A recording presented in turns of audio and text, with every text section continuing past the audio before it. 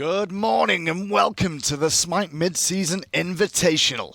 We're on to day number 3 now, and this is the chance we get to see exactly what the SPL teams are going to be bringing here to the Mid-Season Invitational. We bring the best and brightest from each of the leagues that we run in SMITE, and today we'll see just how well those SML teams can do here against the Pro League teams. Joining me on the desk for the morning will be Mr. Anatoly Alexeyenok. I got the name right. See that? Yeah, you did. I don't say it often, just in case I get it People wrong. are afraid to say it. It's a dangerous name. It is. Now. It has 11 letters. I didn't know that. I just love that. Come back. It has 11 letters. I'm like, okay, I don't know what to do with that one. 11 letters. But today, we're going to get a chance to see the SPL teams. Overall, those teams that have qualified through to this point in the bracket, the SPL teams didn't have to play through the qualifier play-in earlier on this week. But those teams are going to be in action today. It's going to be Armada and Simplicity moving on to take on some SPL opposition. And we'll start things off today with Armada up against the #1 team in the SPL, which is Team Rival. We saw the console, we saw the SML. Now it's time to see what the SPL is all about. Team Rival coming in from the first phase at an 8-1 record, only losing to Team Dignitas, which is funny enough, the second seeded team out of the SPL going up against Simplicity. And that Dignitas team that they beat, they lost that game in week 1. Yes. So since then, Rival have been undefeated and gone on to an 8-set winning streak. Just that highlight replay alone, you can really tell the talent between these 5 players. And if you've ever watched any of their content, the synergy between them, the comms that goes on behind the scenes, that solo laner right there on your screen, fineokay, he's always laughing, he's always having a good time. And honestly, he's playing whatever the hell he wants. When you say they're having a good time, not just fineokay, I actually think it's the whole squad over here. If you notice, this isn't a pre-recording there. They were laughing and joking before the game against Armada today. Tolly, when this team was, announced and came to fruition, I think a lot of people had high hopes for them potentially, but they've really synergized very quickly. Very quickly indeed. A lot of credit to also Coach Slaney there in the background. I think once the team started to group up together in America, being able to do extracurricular activities, they go to the gym together very frequently. I actually bump into them. So this team in and outside of SMITE have been doing things together. Now the main thing from Rival today, though, they will be taking on this Armada team that we got to see play yesterday that weren't so good. But, didn't go as well as we would have hoped, I should say, Sure. rather than weren't so good. But what are we expecting out of Rival here today? With PandaCat on your screen, he's the mid laner that everyone was kind of worried about at the start of the season, but he's been anything but a liability. No, definitely not. He's been a great transition in that mid play. He hasn't really been doing the same thing that a lot of hunters have been doing in the mid lane, where they made that transition and they still play hunters. PandaCat has still been playing the Poseidons, the Habwas, the Merlins, and he's feeling very comfortable on them. I wouldn't be surprised if he sticks to those guns, allowing Arkkyl to play the true hunter carry. Yeah, I remember the first few weeks of competitive play with him in this mid lane. PandaCat actually went through a hell of a lot of different gods. I believe it was something different, like 8 gods in 9 different games he played. So he really showed that he's exploring his god pool. He's showing that he's not going to be able to be pinned down on 1 or 2 gods, which is something that you expect to see out of a player transition in roles this year. And a lot of that comes down to the front line of Rival, the fact that that is really the synergy between CaptainTwig, fineokay, and PBM. Those are the go-getters, the ones that are just going to open up the plays, allowing PandaCat to play cleanup. And speaking of that too, obviously that's the trio synergy there, PandaCat, PBM, and CaptainTwig. How do you feel about how that trio has worked out this year? Has it come on a little bit quicker than you expected? Team fights have been perfect between these 3. I just don't really see any faults whenever they really start grouping up, and I think that PBM specifically is the one leading the charge. Well, speaking about PBM, he's standing by for an interview right about now. Well, so let's find out how Rival feel. Here now with Team Rival's very own support, PolarBearMike. And Mike, first things first, it's been an interesting couple of days so far at MSI. Was Armada the predicted result for you guys, though? Yeah, once we found out that Flashpoint and Sanguine unfortunately couldn't have their full rosters here, I figured that it would be Simplicity and Armada, and I thought that Armada would be the team that we ended up playing, so yeah. So what's the team prep been like getting ready for dealing with this Armada squad? We're pretty much just going to try to treat it as if it's another SPL match and try to not show too much, and obviously still treat them with respect. There are a lot of really good players that, have a ton of experience in the SPL as well. Snoopy and Mask and Geno all played last year, so definitely not players to take lightly, but also understanding that we've had a lot more practice together than they have, so it should be an easy set. Well, thanks for all of the insight, Mike. Looking forward to seeing what Rival can do up against Armada here today. Back to you guys on the desk. That was Taco and PBM there. PBM, obviously, he's always very eloquent with his words, and he's one of the players that really just is open about the situation. Honestly, he's normally bang on. And the funny thing is, normally he's kind of like hinting at a little bit of troll during these interviews, but I didn't get any hint of that today. I think he's all business today. You mentioned one troll. Let's move on to Armada. SoloOrTroll in that solo lane for them. And he's had an interesting year so far. Obviously, he didn't start off on this Armada roster. That was Baskin, who then moved on towards the Splice team.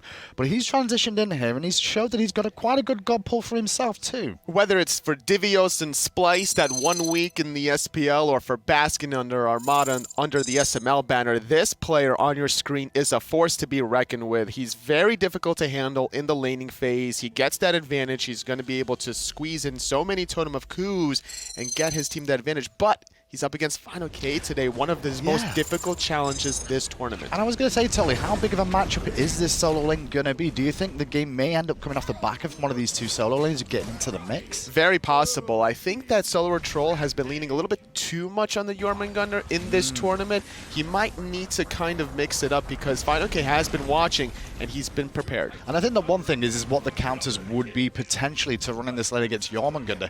And I think fineokay is one of those players that I think he was the first Zhong player, if I remember, to pull that out. So we haven't seen it yet in the MSI, but between Rival and Splice, the counter towards Jorm has been the Hercules. So I wouldn't be surprised if that's what Rival lean on. Well, let's find out how Armada feel going into today. We've got Mass standing by with Taco.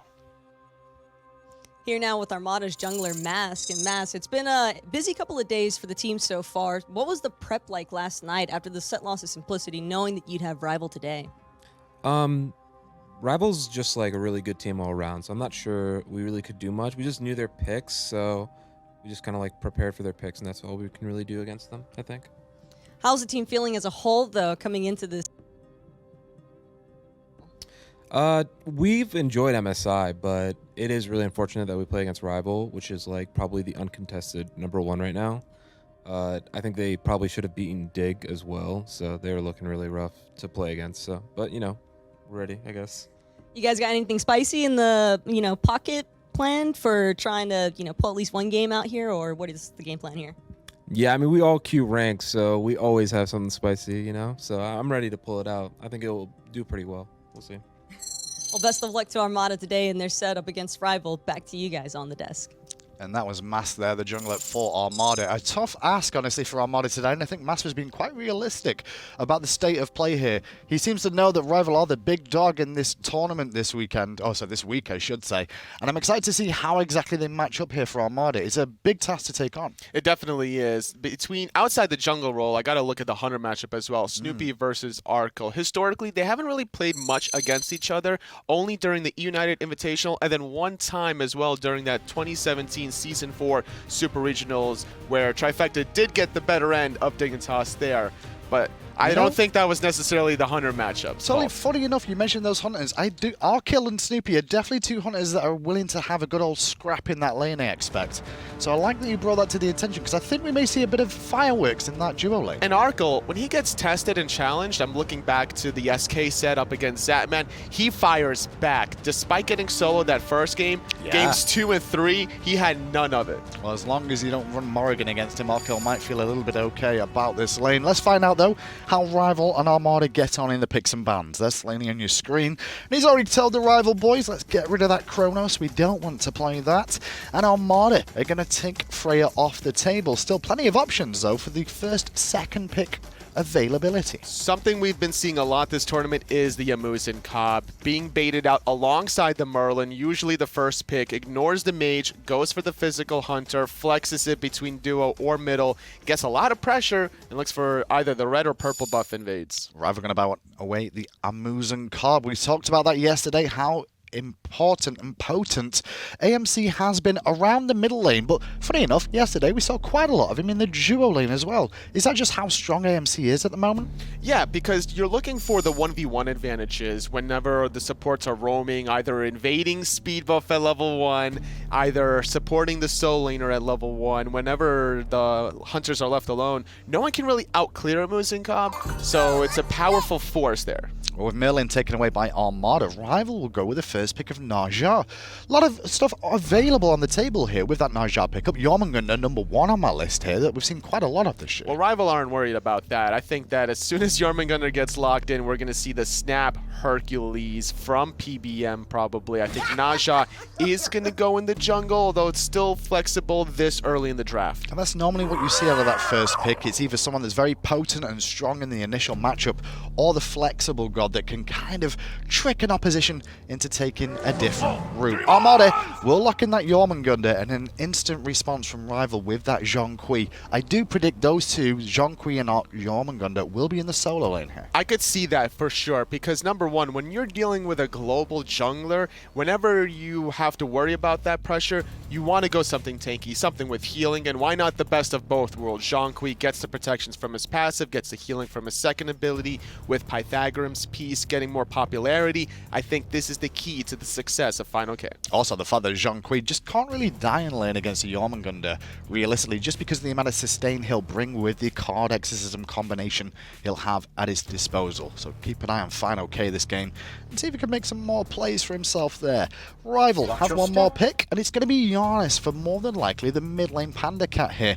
It's been one of his go-tos. He's played it before previously, and it does give a lot of mobility to this Rival squad. You gotta fight fire with fire, Hindu, man. You got Ratatoskr on one side, Janus on another. CC immunity while you're channeling through space and time, so you can kind of predict when you're landing from that rat altar. Look at this. Do you know what that is? Is that why you're scared? You're not sure? That card art is for a god called Hades. Yeah, no, I like it. I like it a lot. He exists in your casual games for the most part. Now and again, you'll see him spicily picked in rank. Sure. By someone who's got like 15 stars worth of experience on it. But we don't normally see it too often in the Pro League. Hades, this might go in the soul lane if it gets locked in, because when you're channeling the Pillar of Agony, you're getting a lot of protections for yourself.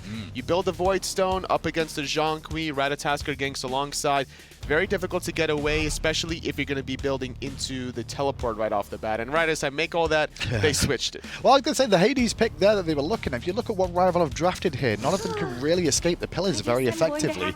They do get pulled on in, it would cause a problem. But Armada showed the option, then showed Thanatos, and now we'll lock in the Serqet instead.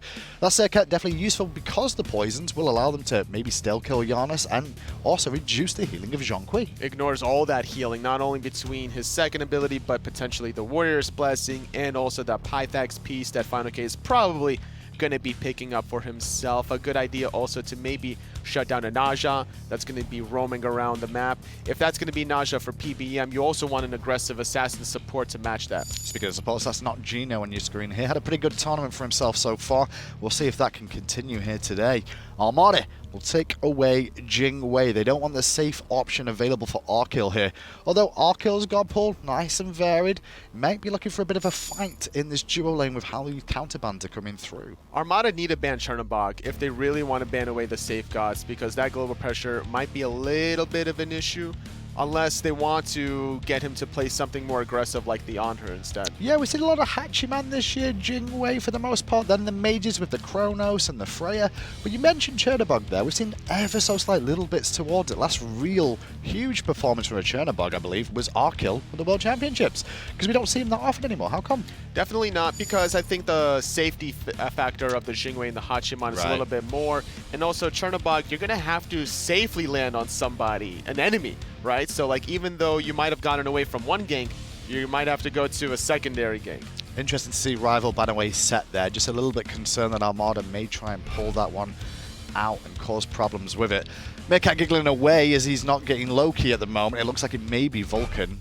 No, there we go. There we go. No you way. heard me. You must have heard me. There's no way he locks it in. He did this at the collegiate finals, actually. And he won because of it. He did win because of it. Took a lot longer than it probably should have, but he did get the W. And I think that this would have been a spicy pick. That we heard Mass talk about all these spicy rank picks that they were trying to practice beforehand. Is this the one? Well, we did see the Vulcan hover as well. Now, take into account that could also go to the dual lane for Snoopy. So, if Meerkat was to maybe look at running this Loki in the mid lane, the magical damage from the duo would be helpful. And there's that Vulcan lock-in, so still flexible with that Vulcan pick towards mid or the duo lane, but not a whole lot of pressure in that mid lane early game from a Vulcan. No, definitely not, but good follow-up regardless between the Serqet and the Ratatoskr. I was kind of hoping for something like Raw, maybe a Scylla potentially, get really good burst damage, because that Vulcan ultimate takes a while to really land, and during the knock of Ratatoskr, during the tossback of Serqet, it might be a little too long for the follow-up. Always worried with a Vulcan being picked into a Naja too, just because the turret ends up getting hit by ring tosses regularly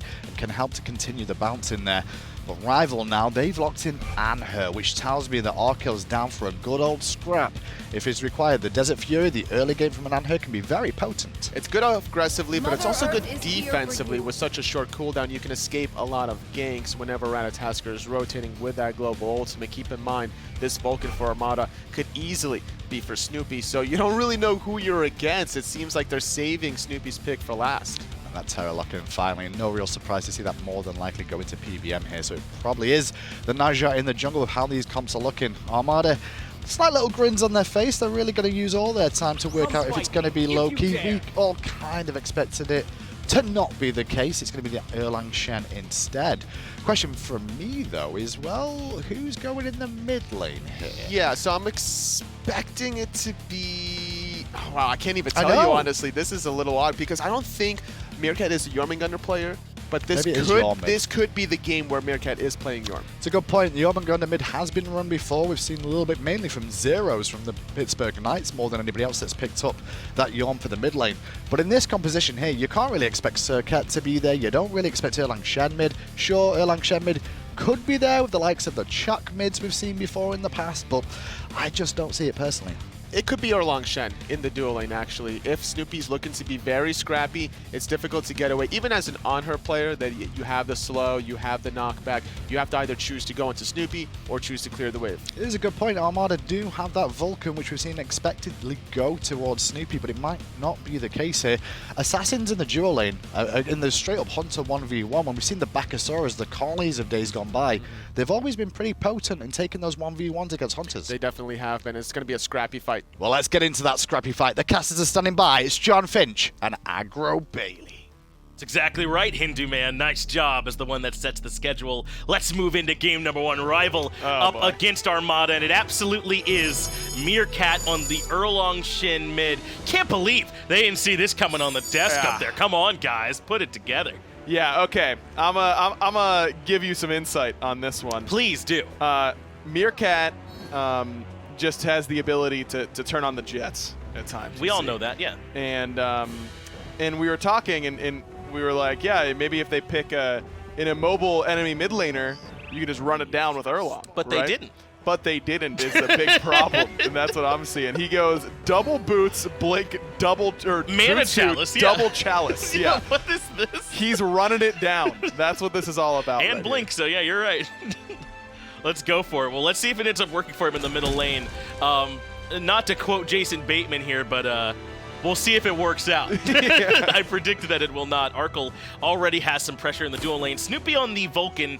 This one, if you are familiar with Snoopy, you know is something he does a lot, but already in some trouble here early on, impaled into the wall. Arkkyl's put in some work. I like that, though, actually. You're just literally standing in the middle of the minions like, yeah, there's not a whole lot you can do about this from this perspective. Watch out. Mass doesn't have Assassin's Blessing. He's got full Acorn. This was a strategy at Season 5 Worlds that Sino liked to put to use, but PandaCat seems a little bit too wise to it, sitting all the way underneath this tower. But Mast is lurking behind. Blink right into the stun, and even with a quick beat, PandaCat is sitting duck to the double blink into the mid-jungle, but now a chance to punish. PolarBearMike rotates in for the stun, but Mast makes it out. So far, it's working out for Armada. First blood on the board. Yeah, that's there's not a whole lot Panda can do when you get double blinked on level 2 by a full Acorn Rat and a Boots 2 Erlang Shen. And that's the idea, right? I mean, Armada, you hear me say it a lot, when you're playing up against a higher level of competition, a team that is almost certainly better than you, there's no reason to try and play their game because they're better than you at their game. May as well try and do something a little bit off kilter. And now Geno coming in to add even further woes here for PandaCat. With Portal available and near the wall, he repositions. This time the pressure doesn't quite find him, but I don't know that you necessarily even need a kill for this pressure in the mid lane to actually work. Force this Janus to reposition, have him miss some farm. Maybe there's a chance they can put PandaCat behind here early. Especially with the style of build that Panda's going for, which is the Book 2. That's a good Normally point. you see Janus's go for the cooldown sort of utility build. And then if they fall behind, at least they're really helping their team.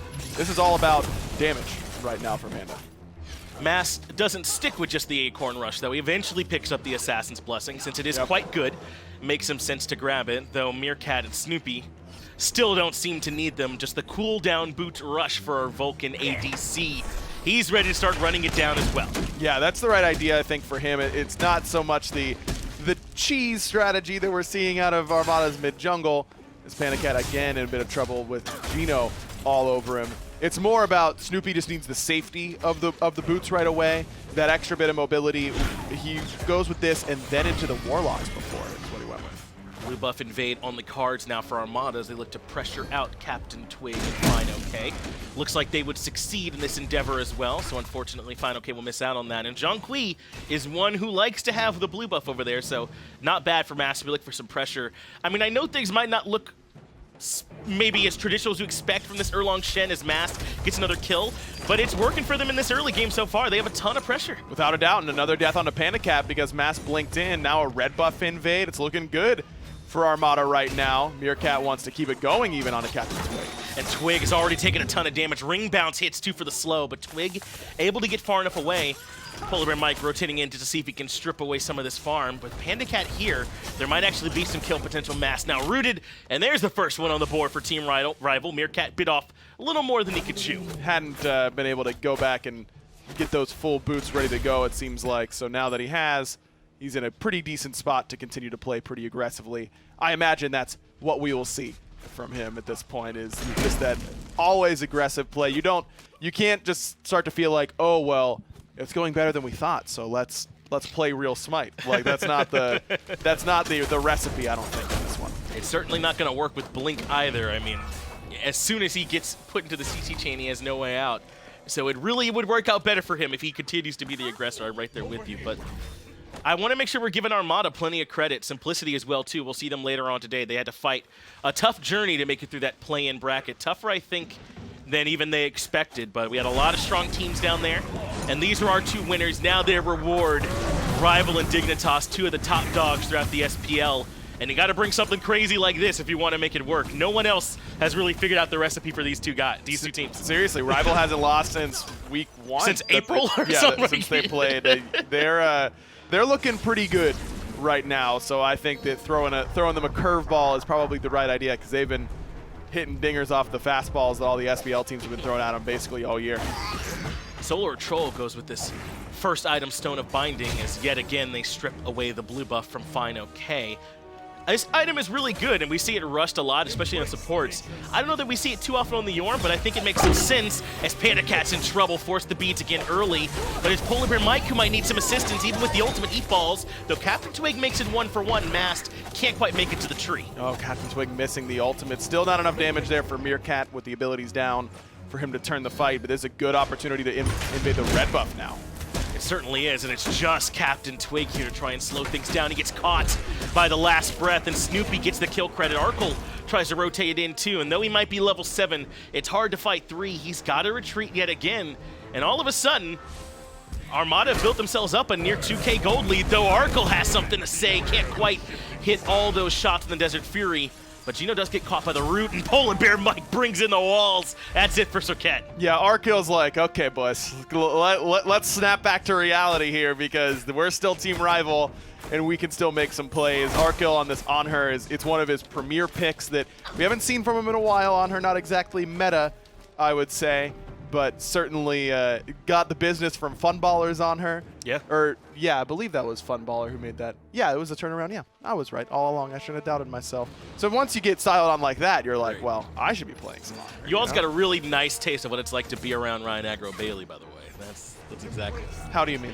Ryan says something. No, wait, I'm sick, by the way. I'm Ryan Aggro Bailey. I'm No, Ryan. I thought I was big dumb. And then you realize you're sick and you kept it in and you're like, fine. Correct, Yeah, yes. That's my point.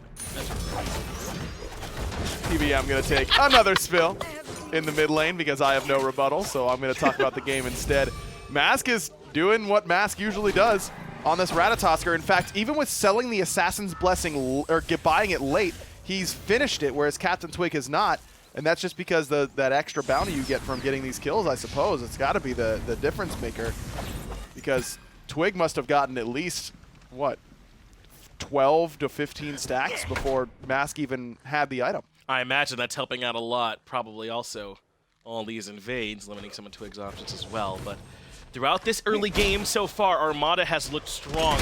And you don't have to worry. They do still have a relatively normal team comp, minus the fact they don't have a Hunter. You know, once it's all said and done, right? I mean, it is still a draft that can function. So I don't think they'll go away entirely in the late game as Geno goes in aggressively looking for Twig. Up in the air is Mask as well.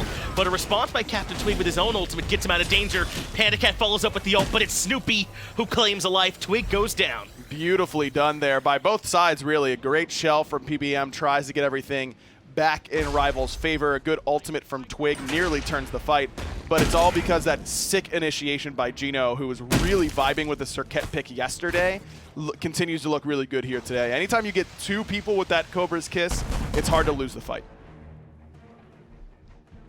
Armada continue the pressure by looking to strip away the purple buff too. Right now they have about 3K gold. And Ryan, in your estimation with this kind of draft, how far ahead does Armada want to get ahead of Team Rival? Are they on the right pace right now to make this work? Yeah, I think so. I think you can't expect a whole lot more than this. I mean, they're up almost 500 gold every minute or so. It's 300 or so. So it's looking pretty solid from this point. Ultimate use from Snoopy. Arkkyl is able to avoid it, and a sick turnaround impale, but Snoopy moves in for the backfire and survives the tower shot. Arkkyl did that about as well as he could. Just no way to survive. Now, we say zoning ult a lot, but in that position, Snoopy just has to position the ult so that Arkkyl can't continue to get away from him. Force him back towards you, backfire cooldown incredibly low. You're going to be able to get that pretty quickly. And I love actually the selection by Snoopy of do more 2. Yes. And now he's going straight into Pen. That extra movement speed helped him in that regard. But it's also a decent amount of power. It's cheap. It allows him to rotate. You're going to be sitting in lane a lot more in the duo lane than you are in mid. So this passive where I think it does kind of hinder you in mid, it kind of ties you to the lane. That isn't a negative when you're playing it as a Vulcan ADC. I like this pickup a lot. I do too, and you can tell that Arkkyl recognizes how much pressure he's on as Mask brings PBM down to half HP, not going the stacking route for the Hunter. Looks like he might be going into an early Aussie here to make up for the lack of lifesteal as PBM is in trouble. Masked was lurking above, but instead will switch targets towards CaptainTwig, who's had to use his ultimate defensively just to get back to the tier 2. I mean, look where Rival have to hide. They're behind their tier 1, in between the tier 2, and CaptainTwig in further trouble. Now it's going to be Geno coming up and over the wall. Still can't quite find it, but he's got his ultimate. That should seal the deal for CaptainTwig. Goes back in with the last breath. SoloOrTroll wants to let that kill go down and will. PandaCat uses the ultimate. I think they're trying to avoid getting controlled as Meerkat grabs Arkkyl. So far, this early pressure has kind of put Rival out of sorts as Snoopy over the top catches PBM trying to back. Not in my house. That was beautiful. Armada really turning on the Jets as a whole squad. It's not just Meerkat on the Erlang mid. That's a Gold Fury, and you were asking about pacing. I was going to say they're on the right pace, but they've got to start getting Gold Furies. Yes. They've got to start getting Pyromancers. That's perfect timing, and it's honestly better that they wait and get a Gold Fury 10 minutes in as opposed to just burning one 4 minutes in. Yes. Because you get more gold the longer the Gold Fury's been on the map. So you get to the opportunity to get even more from this perspective. Now if they can group up, try and get a Pyromancer. I mean, Arkkyl is just in the dirt right now when it comes to farm. He's 3 levels down from Snoopy. That solo kill that Snoopy got really broke the door open. I think so too, and you can kind of tell where they've tried to make some adjustments, I think, to make these builds come online a little bit sooner. It's just I feel bad for PandaCat because he went to Book of Thoth, I think, before he realized how much trouble they were in, and you can't audible out of that. Nope. You know what I mean? You're kind of stuck into this long-term investment now, and it's so much harder for him to get some early game relevance. But as I was thinking, Arkkyl does go into the Aussie instead of worrying about stacking and trying to get some nice relevant stats online early.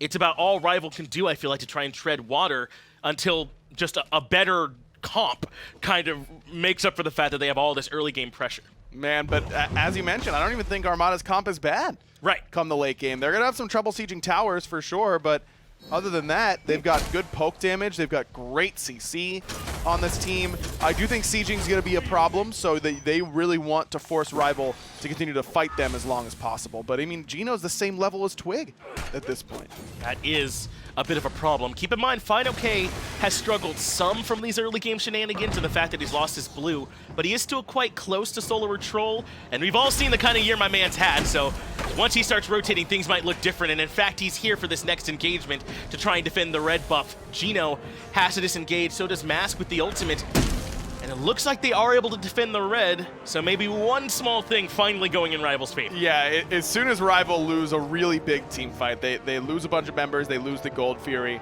they're like, all right, fine. Come on over.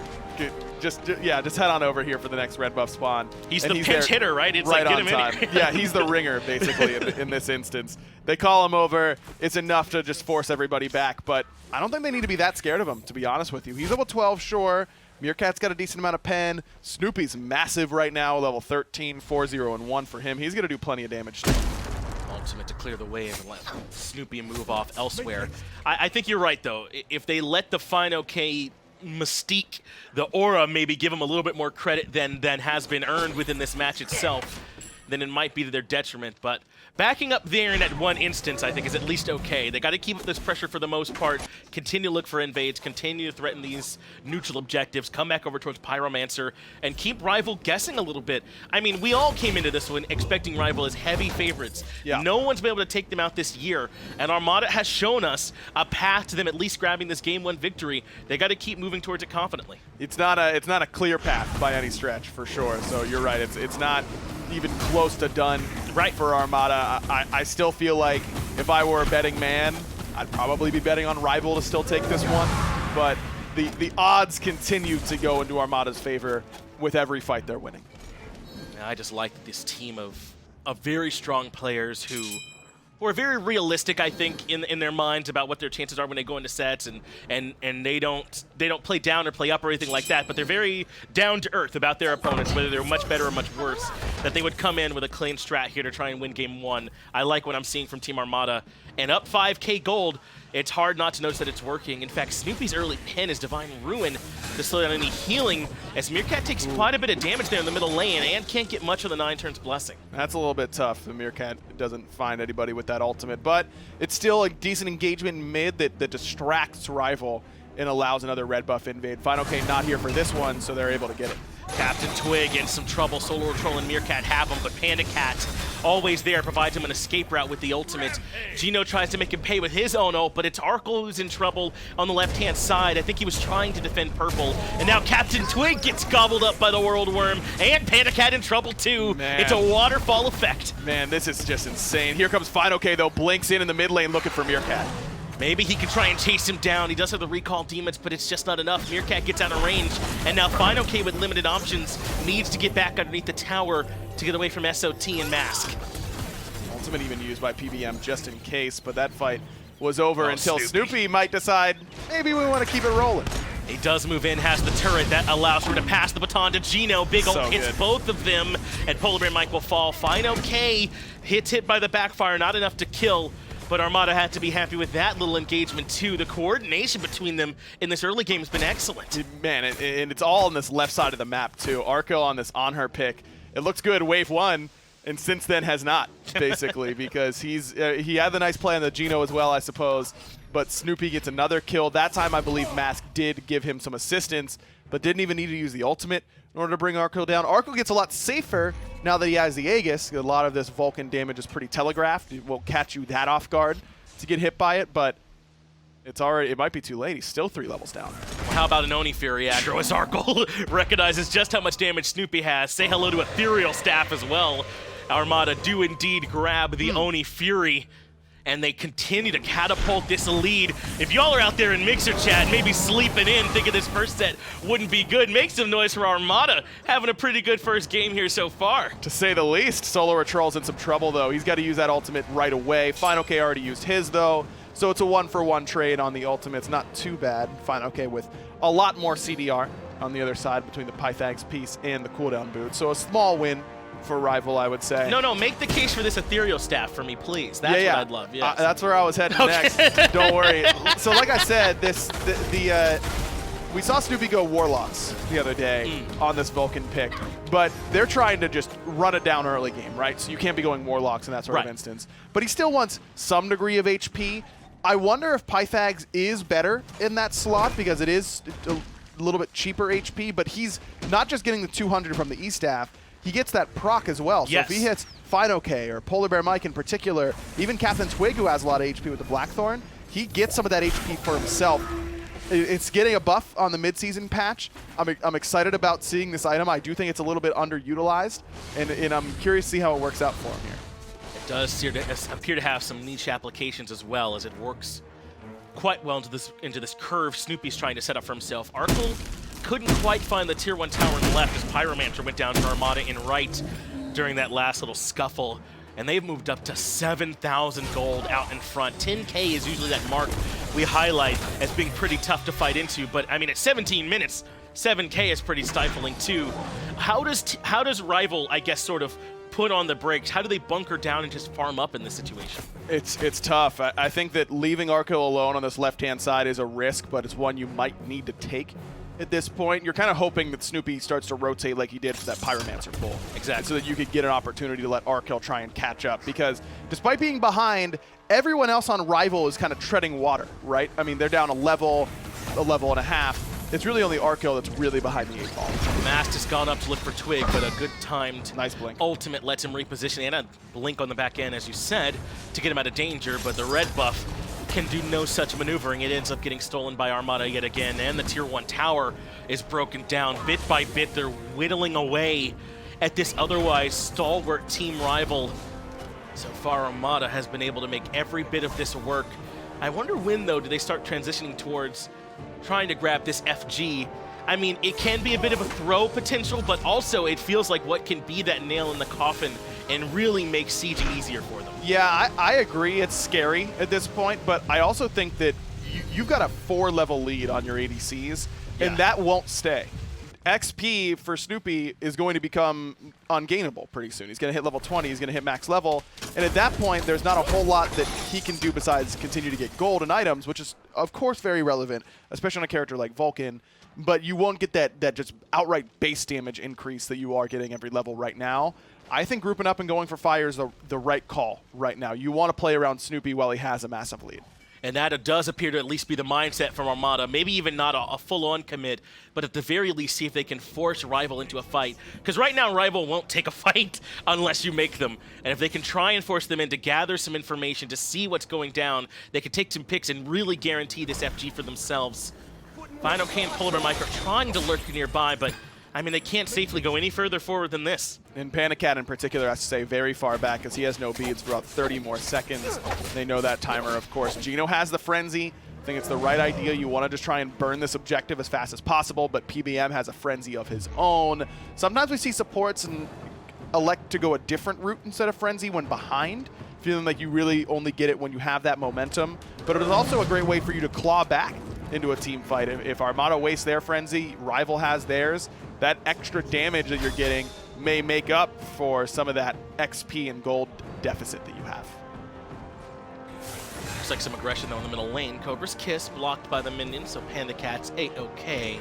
At least for now, red buff continues to belong to Team Armada.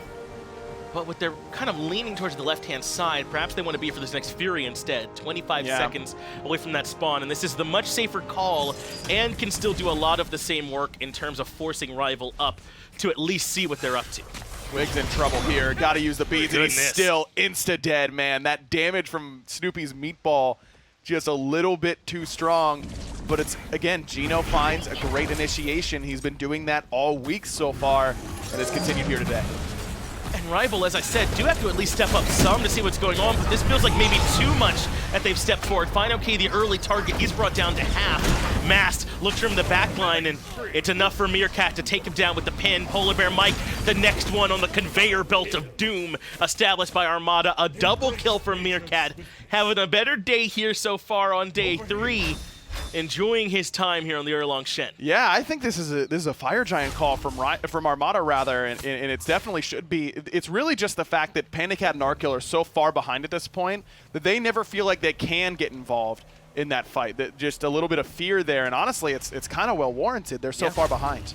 Every single time they'd rather just be farming as Fire Giant down to half HP. Arkkyl has been pulled in, can't even get the kill on NotGeno. Mast claims his life. CaptainTwig at the very least does get Geno, and now he's here in range as the Fire Giant's low, but they've halted DPS, taken up into the air, and PandaCat is at least able to find one, but Mast gets the return kill, and FG goes to Armada.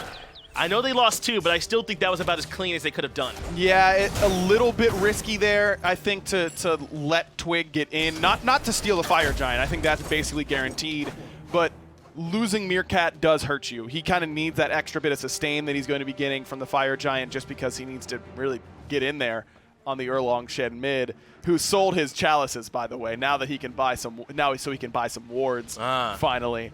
But it still getting Fire Giant on 3 of your members, keeping it off the board for Rival if they potentially try and make a comeback, and just continuing to make it that much easier for you to get some farm. PolarBearMike gets chunked by the level 20 Snoopy, a 7-level gap between those two in that interaction. I thought the portal was for PBM, but clearly So it wasn't. PandaCat took the safety route. PolarBearMike left to the wolves. fineokay does want to try and punish Mast for stepping too far forward.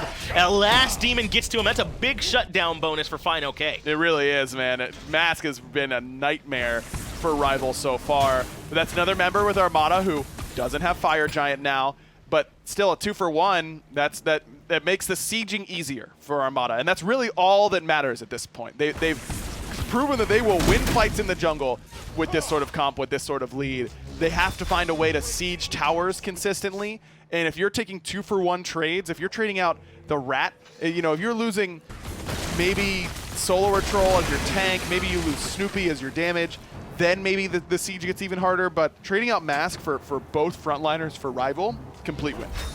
They do grab the tier 2 tower left, move over to the tier 2 in mid, and I think Rival have no hopes of defending those, so instead they send CaptainTwig for some much needed farm and right, and to potentially threaten this tier 2 if Armada don't respond, just to try and get caught up in any way they can. As you mentioned, experience eventually is kind of capped, so to speak, right? I mean, Arkkyl now only 2 levels down behind Snoopy, PandaCat right there with Meerkat in terms of experience. It's really the gold that Rival have to worry about recouping as much as they can at this point. It's tough, though, man. I mean, where do you get it? There's a lot of towers on the map for them to take, but sure, I don't know how they really step up for it. Arkyl's still level 18.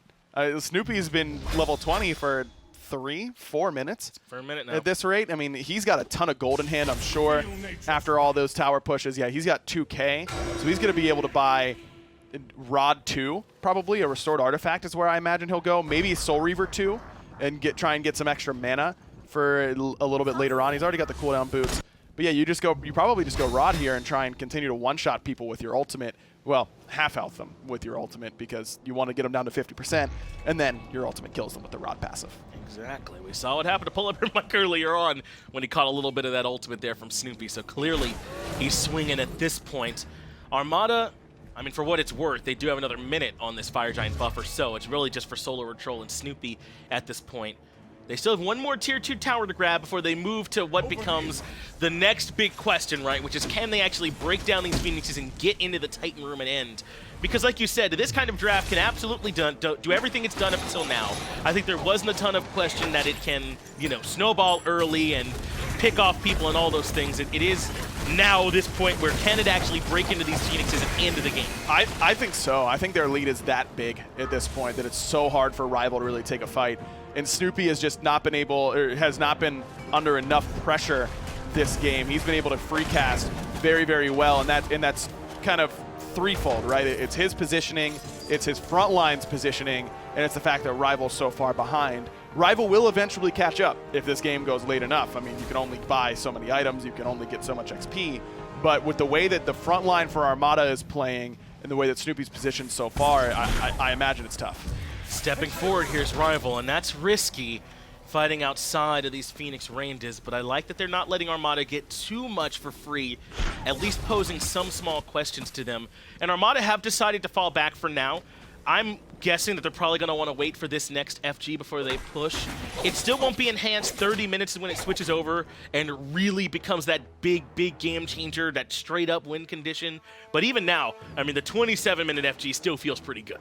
Without a doubt, man, you got to love that. And you've got the upgraded Frenzy ready to go for Geno, so it shouldn't take you too long. I just wonder, I can't imagine Rival takes this fight. I feel like it's just... At the FG, you mean? Yeah, at FG, right. Because even though Armada doesn't have the best objective DPS, Vulcan's still awfully good. They're missing a traditional hunter, but Erlang Shen does a good amount of damage. And as we've kind of highlighted throughout, you've got...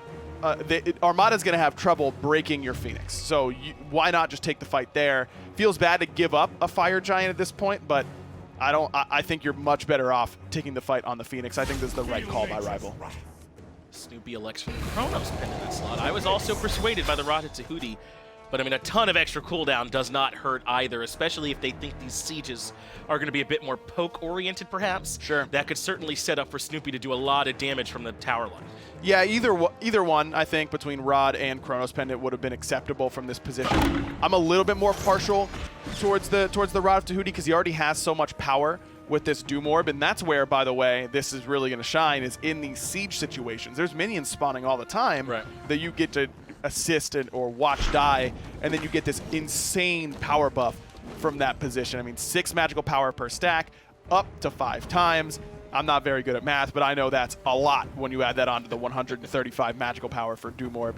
Plus, you get all that movement speed as well, as if Vulcan wasn't fast enough with his passive in addition to the boots. On the other side, though, Rival had to make some adjustments midstream in the way they went about their build paths. Arkkyl just went all attack speed, Oz the Executioner into the Ken size, and looks like a Titan's Bane to finish things off. Sometimes you can see Anhur's want to go a little bit more into power base because his abilities are so potent, but this is going to work for Arkkyl, I think, this time if they can hold on a little bit longer and try and make this left side Phoenix defense work. But Armada's splitting up the map a good bit, 2 mid, 3 left.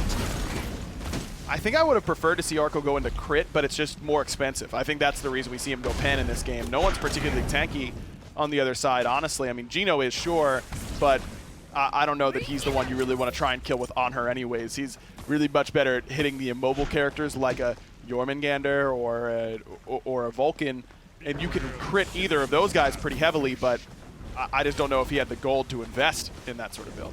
Yet again, Armada slow play the Phoenix push. They want to go back, and it looks like grab this next Oni Fury. And this is actually a pretty good timing for the Oni Fury anyway, adding some extra oomph when these next waves push through. But still, they've kind of bided their time across these last almost 6 minutes, it's felt like, or so. And Rival has spent that time well trying to catch up as much as they can in terms of their builds. I mean, they've got 4 level 20s now, and PBM's level 18, so he's where he needs to be. A little bit behind in the itemization for PBM, but that's to be expected. His team has been getting run all over, basically, up until this point.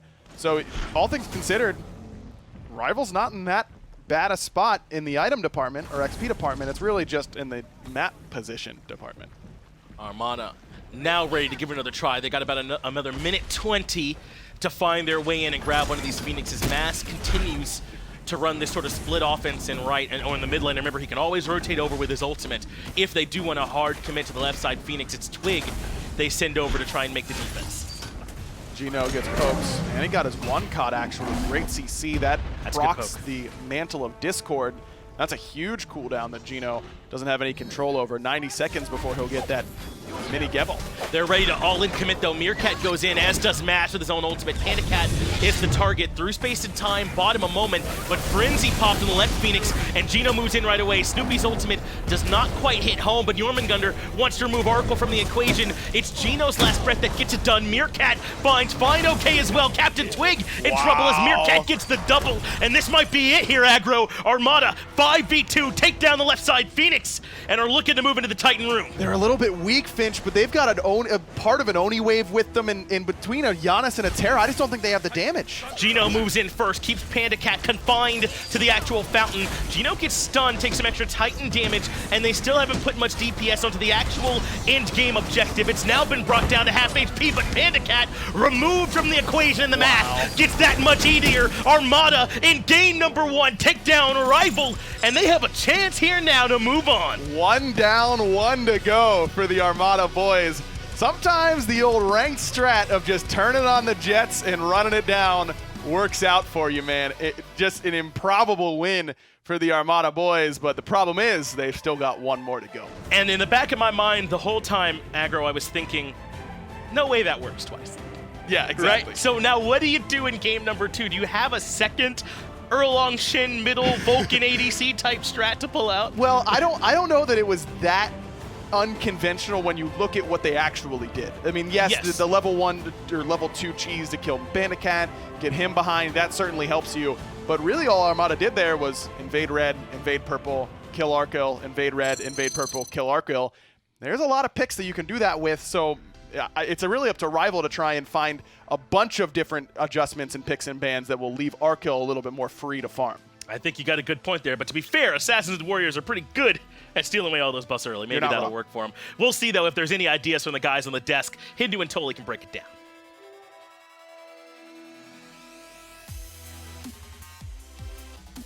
We got to discuss that. How did they do that? Armada won the game against Rival, who are the #1 team in the SPL, undefeated for how many weeks in a row now? 8 sets in a row, Yes. best of 5.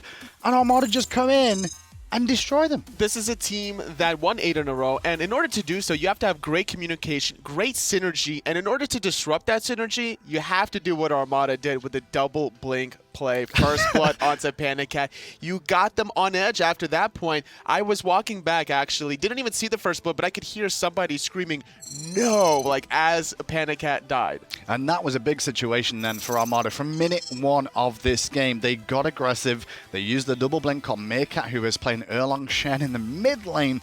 And that Erlang Shen in the mid lane ended up working out well. High risk, high reward, Armada come out on top. And not only that, well, off of that first blood, the rotations from Geno, controlling a lot of space around the jungle corridors, allowed for a lot of jungle buff invades, and this is the first blood. And it's the right opportunity to look to try and get pressure on Sir Janus too. The first couple of levels, when he's not near a wall, he has to walk up to the minion wave with the unstable vortex, and in doing so, you can't get near a wall for support to safety, so he was always going to fall down. And this man, Snoopy, what a set on Vulcan. He was just on fire, and then finding also a solo kill onto Arkkyl around 8.5 minutes into the game. Yeah, this ultimate onto PBM. What a player. And Snoopy is a very select amount of hunters that'll actually look for a counter pick the way he does. He's just always looking for the feisty play. I'm talking about feisty plays. It was just continued aggression. Now, obviously that matchup, Taka was talking about herself behind the scenes, saying that definitely Snoopy's one of those players that loves to still look to pick the counter matchup there. Arkkyl playing the Anhur. Not a great matchup for Anhur to take on a Vulcan in that situation there. But it felt like Armada were just comfortable here in game 1. They'd warmed up yesterday, technically. They've already been playing for 2 days in the LAN experience. So they're all warmed up. And when you look at what Rival came in with today, it felt like Rival are a little bit, well, lackadaisical or just a little bit tired, maybe. They didn't look as warmed up as we've seen them before. They've got a lot to do now with just 2 games remaining, potentially. Those 2 players right there, PBM and PandaCat, flash back to Worlds where they were up against Trifecta. They were in a similar spot where they were the ones favored to win against Trifecta, and they did not come out on top. Similar story now where they're already down 1 game in a best of 3. So far in the SPL Phase 1, Rival were used to playing a best of 5. This could be the end if Armada finds a different kind of opening early strategy to disrupt Rival's flow. It really could be. And the funny thing is you can just look at the animation of the players in the different booths here. Game 1, before the game, they were both all happy and having fun. Armada a little bit more reserved in terms of, hey, we're probably going to end up losing this today. Even Mass in the interview kind of felt that way. And meanwhile, Rival were all, happy as Larry. But then when you look at what happened in that game, the faces on those Rival players, they did not look happy with that performance. Well, during the interview, I think PBM was very rigid, just very stoic in terms of how he was answering his questions. Uncharacteristic of how he normally is. He's very just, lackadaisical, just likes to have a good time. was more worried about the business, whereas Mast was like saying, yeah, we're going to play ranked. This is like another rank game for us, and they definitely did that. Should that be the thing that the Armada continue to do, though? Just try and be comfortable, try and be casual about this, and just have fun with it? Because when they seem to be in the zone and they're having fun and joking around, they play a lot better. They definitely were laughing a lot in player cams after every single early kill. So I think that was a good strategy for Armada. Do it again. Maybe not necessarily the same exact picks, but the same identity in the style. Shutting down PandaCat and looking for those buff invades after the fact. Well, Jormungandr's the first ban from Rival here. They really do realize that, well, SoloOrTroll has plicked it a lot so far this tournament. Tola, you said it yourself. It's been one of SoloOrTroll's go-tos. And Rival thought they could cause, deal with it, so to speak, with that fineokay man on your screen playing the Zhong. But at the end of the day, I think the issues kind of came towards that middle area that got off to such a good lead for Armada. This is just a throwaway ban because they want to first pick Arkyl's pick. They wanted a Musinka potentially or a Chronos here if they can get it. Let's find out what Rival go with next. Merlin, like you said, is still available at the moment, but they could leave it up for themselves too. AMC as well, the bigger talking point here. This Amuzin Carb, I think, is definitely a potential pick for, well, anybody in this one. Rival actually just going to take a double shot at Armada here, taking away Mass Ratatoskr from the first game, and SoloOrTroll's Jormungandr. Armada then have to answer back. Well, now Merlin, Chronos, and Amuzin are open. Those are your next three go-tos. Armada can leave all three open, take two if they wanted to, but no, instead taking away the B-God. Don't want to deal with that much pushing power. I'm just a little bit worried for Armada here because I'm trying to think about Armada's mentality in this set overall. They come into it, they're not expected to do very well against the #1 seed in the SPL. They win game one. Already, the point has been proven that they can compete at the highest level if they can take a game off the #1 seed. But I'm a little bit worried they may get a little bit too concerned about, hang on, we could actually win this now, and then get in their own head about it. Sometimes that's what you need, like that little bit of a mental reset in the check, because I think Armada, when we were asking them questions about who they would rather face, they were saying Team Dignitas. They kind of wanted to stick it to Heroin, honestly. But now that they're against Rival and they are in this position, they should be feeling very comfortable that they're one game away. Just need to look for more early aggression, because Rival, when they are even or ahead in the mid to late game, impossible to stop. Well, if you're just tuning in, no, there is not a technical difficulty with the graphics on your screen. Armada are up 1-0 over Rival in this best-of-3 quarterfinal. Rival now going to select the Merlin as the first pick, so it's definitely a different situation this game for PandaCat in the mid lane. Obviously, game one, Janus double blink caused him a problem. Game two, the Merlin pick a little bit safer. If you get the flicker That's at level true. 2. Sometimes you might opt for it at level 3 because you want to get the lane clear pressure. So we'll see how PandaCat transitions. You're going to have to be very mindful about the relic selections, because whenever a mid player is starting to run Blink Assassin on you, you know they're looking for blood early. Wonder if Rival will look for a Jingwei pick a little bit earlier here for Arkkyl, give him something a little bit better in terms of, well, not fight potential, which is what Anhur's going to bring, but safety. Armada, though, will lock in the Naja this time round. I think NotGeno last game had a very good performance on that Serqet that caused them problems. I think Naja may be going that same sort of route here, potentially. I'm expecting that to be the case. Although with Serqet open, you could just run both if you wanted to. I'm a little surprised that the Athena was drafted this early. Yeah. Didn't need to reveal it. Chronos was still up if they wanted to, but I think they're baiting out the Chronos. They want to lock him down. That's a good point. Chronos is still up, and I'm surprised that nobody's even looked towards him just yet. Well, is that why you leave Chronos up? Because Athena's good against the Chronos? Is that why? It's not the Athena. It's whatever Snoopy's about to lock in, because with Merlin and Chronos locked in, PandaCat's playing the Merlin, Arkyl's playing the Chronos. Snoopy counterpicked the Anhur with a Vulcan pick in game 1. Let's see what he has for game 2. Well, there's a set locked in for Armada this time round, so that will give you an idea that Naja probably in the support role set to the jungle. Where's Athena go then? Hang on. No, this set is going for Snoopy. Is that why he's smiling? Yes, he's run it before. He did. And he got First very blooded. early kills. He did get first blooded. He tried to make an aggressive level 3 play, but then at level 7, he just alled in with the Kingslayer. He could not be stopped after that. Now, the times that Rival have struggled, at least Arkkyl has struggled for Rival, is when he's been against gods he wasn't expecting in that duo lane. We saw Zapman playing the Morrigan earlier on this year that caused a lot of problems for him now on the Hachiman plays.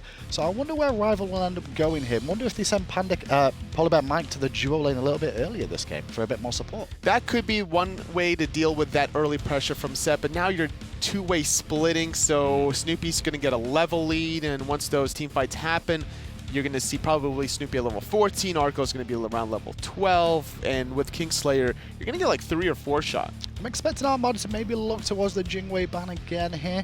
It's not the the greatest of pressure in matchups here against the set, but it is escapable, which could be a problem. Armada, they're going to go a different route, take away the Serqet and the Hun bats from CaptainTwig's arsenal here, and ask Twig to look towards something else. Yeah, without the Hun bats or the Naja, Twig has relied a lot on the Erlang Shen, but Armada do have the next pick. I wouldn't be surprised if they were the ones to take that option away from him. Okay, Morrigan banned out as well. Rival just a little bit concerned. We may see Meerkat look towards that one more time.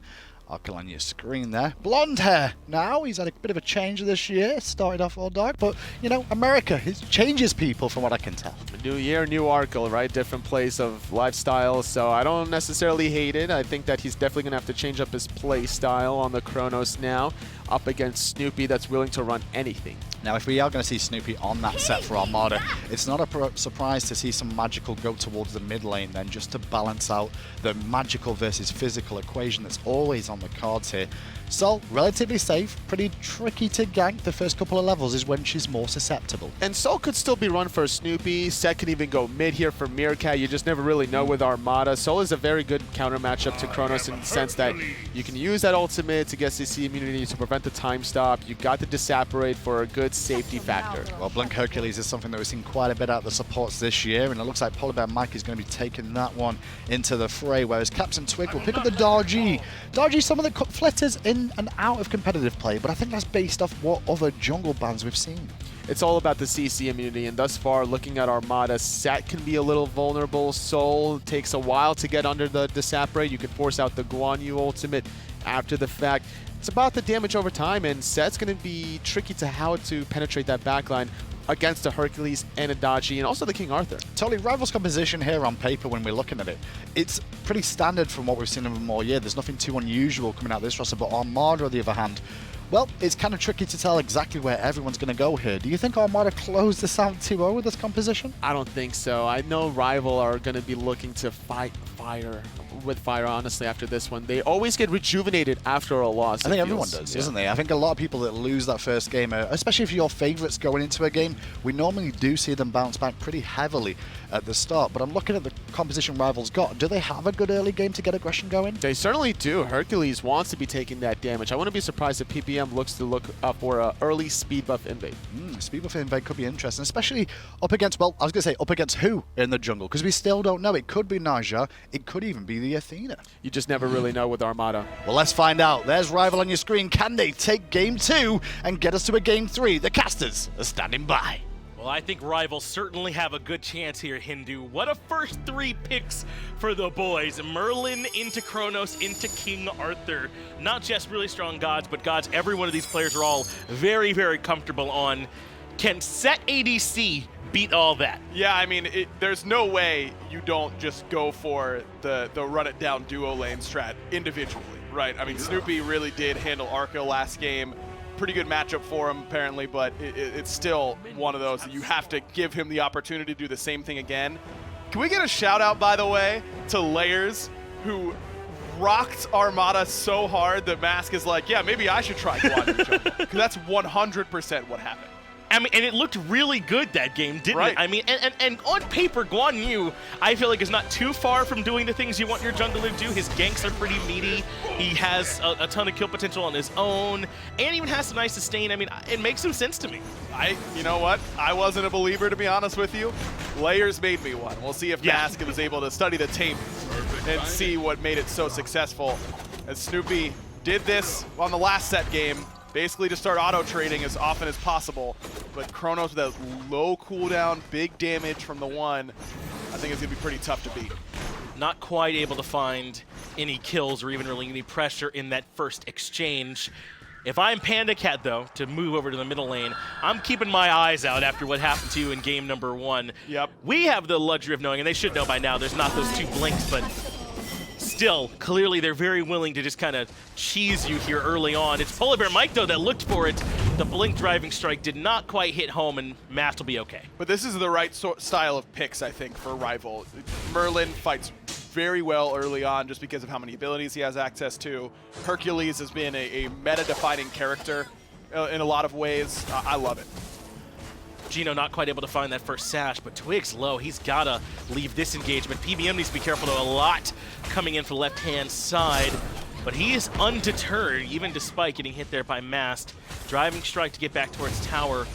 But are you surprised all at how early on our solo laners are left to their own? Both of our supports kind of hanging out here in mid. No, this is kind of what happened a little bit last game, where Sure. Geno rotated a little bit earlier on. So now Mike is kind of left to try and match that, to just keep PandaCat safe.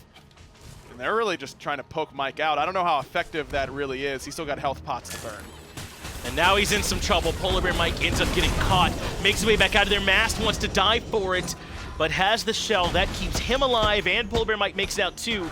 But can we say the same for Snoopy? Arkkyl wants a little bit of revenge. First ability, though, used on the wave instead, and Snoopy makes it out. Very close. I mean, Snoopy needs a couple more levels, I think, before he can win the auto trade outright. Arkkyl just has the low cooldown, I think, is the big difference here, where against most traditional hunters, Jingwei, Hachiman, they use their clear ability and then it's down for a long time, and that's the window where Set really punishes you. This Chronos pick doesn't really have that same issue, so maybe even though his auto attacks aren't doing as much, I think that just that outright ability damage is really what's keeping Snoopy at bay. Arkkyl goes right into the pen boots too, giving him some much needed mobility and further potential to box here up against Snoopy for as long as possible. So I've certainly got no problems with him moving along this path. You seemed excited though in picks and bans, and Meerkat locked in this soul here in the middle lane. What had you feeling good about this one? Listen, this is a classic Meerk special in ranked, man.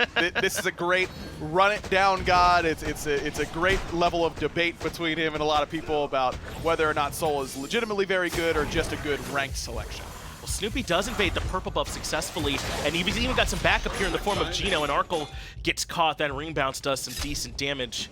But no more aggression from there, except for Arkkyl, who steps forward there to Geno. Snoopy's still nearby, though. Got to be careful, my man. Arkkyl gets his poke and gets out of there. CaptainTwig still lurking on this left-hand side, though. Geno needs to be a little bit careful, but with Mask on the way, that's enough to make sure Twig doesn't get too aggressive. Snoopy had to use the Kingslayer there just for the movement speed that it provided, and please don't hit me sort of button. I'll hit you back and probably do a little bit of damage, so not a bad idea from him. It's a cooldown that you don't need in order to get kills in the duo lane. I'll say that. We haven't had a chance to talk much about this solo lane, so I'm glad we have a moment to come on over here. This Athena for SoloOrTroll in solo. It's not entirely unheard of. Athena can do well here. Defender of Olympus allows some rotations other solo laners can't hope to match. And she does still have decent clear too. How do you expect this to go for SOT over here? It's going pretty well so far, and fineokay already has the Glad Shield, so that's a really good sign. I don't know how much kill potential fineokay really has, but that's a good way to start it. Get yourself out of that shield wall early on and use that ultimate to take Athena up and deal the damage as well. That's really where Arthur, I mean, 1 through 4, Arthur gets bullied pretty well. He just has to be in the middle of the wave. He ends up taking a lot of minion damage. As soon as he hits 5 and has Glad Shield, it's really the ultimate that changes everything for this lane. It's such a good low cooldown ultimate that does a lot of damage, lets him regen a little bit in the air, and really change the tone of the whole lane. It does. It's almost like a bit of a reset button. In solo lane, it can be so important precisely where you're standing and where the minions are and all those things, and it does kind of give him a nice sort of get out of jail free card. I'd be worried normally picking a Guardian into fineokay's King Arthur, but so far it's working for them as Mast has to get up onto the horse. PolarBearMike's the target. He's been caught in the middle of the dash. No way he makes it out of here now. First blood for Armada. It took a little bit longer, but they're here yet again in game number 2. At least Rival got the red buff this time. That is a difference maker here at least, but a good interrupt there by Mast onto PBM's driving strike. It's the conundrum, man. I mean, you've got someone with guaranteed CC coming at you. Do I try and dash out, have the risk involved of getting it caught, or do I just try and hold it until after the stun? I think Mike makes the right choice. I don't think he can really get stunned in that position and live, so you take the gamble that Mask is looking for more damage, but just a well-played fight by Mask. And it's not too far out of expectation as actually Geno takes a bit of a beating there for PBM and has to use the ultimate defensively, but I don't think it's so far out of expectations for your support to take an early spill, especially if Armada are going to be aggressive with a warrior in the jungle. Sure. It's just that you're also being aggressive with a warrior in support, and it does hurt a good bit. Still not even level 5 for PBM. So even though a support role dying early is with an expectation, it definitely hurts a bit more that it's your warrior support. Without a doubt. And Geno has been able to find a ton of farm that Mike has not. That's a big deal too. Geno's been level 6 for a while now. Mike just now hit level 5 and got access to that ultimate. So it's been a real advantage so far for Armada in the support role. Geno's really showed up. And I can't even say it's their only advantage as Mass is out in front of CaptainTwig. Boulder used by PolarBearMike to try and catch out Armada fighting around the oracles, but will not quite find much there. And Armada are able to reposition. But as I was alluding to, Mast also off to a good start here on the Guan Yu level 7, a bit ahead of Twig's Daji. Maybe not so surprising if Daji can want a little bit of time before she really starts rolling, but this is right where Armada like to be. Without a doubt. Can we actually see what Mask is leveling on this Guan Yu? I believe Layer's leveled to 2, and that's exactly what Mask is doing as well. And I like this a lot, actually, for Guan Yu jungle. Your fight is all centered around your ultimate anyways. Don't really even worry about your 3 that much. It's a lower cooldown on the 2. You get it for burst. Beads comes out from Mask, get away from the ultimate from King Arthur. SoloOrTroll responds with a taunt, but fineokay happy to keep this fight going, but CaptainTwig deleted. I promise he was there a moment ago, and now Mask ready to reinitiate Defender Olympus there, and fineokay low on options, a double kill for the Guan Yu Armada, bringing it to the top team in the SPL. Yo, Guan jungle kind of sick. That did so much damage, and clearly Twig wasn't ready for the max dash either. In that position. It's surprising burst damage, man. 245 at that rank, plus 60%. And it's a bit of a relic of old SMITE, right? Because it's just real fast, instant sort of damage, right? Yes. And we don't see that as much anymore in the way the gods are designed this often. Vamana kind of comes to mind in that same sort of vein, right? And I think that might also be a little bit of a part of it too, right? It just happens instantaneously, and you take all this extra damage, and Twig was removed. And dodging from behind man feels so tough because now it just doesn't do a lot. She's all scaling and just doesn't have that much. Arkkyl taking a lot of damage. Snoopy might be willing to commit for this underneath the tier 1 tower. Snoopy will be traded out thanks to it, but he gets the kill onto Arkkyl. Clearly some presence being felt there, but this is much needed. If fineokay can find this kill, maybe he can be a bit of their lifeline. Man, that's unfortunate there for SoloOrTroll to overstay and get caught from that position. It was such a good moment, I think, for Armada. PolarBearMike looks aggressive onto Meerkat. Supernova dropped at his feet, but the damage coming up from PandaCat is immense. Can't quite catch up to him, though. He gets out, and Geno does some great peel with the ultimate to keep CaptainTwig away.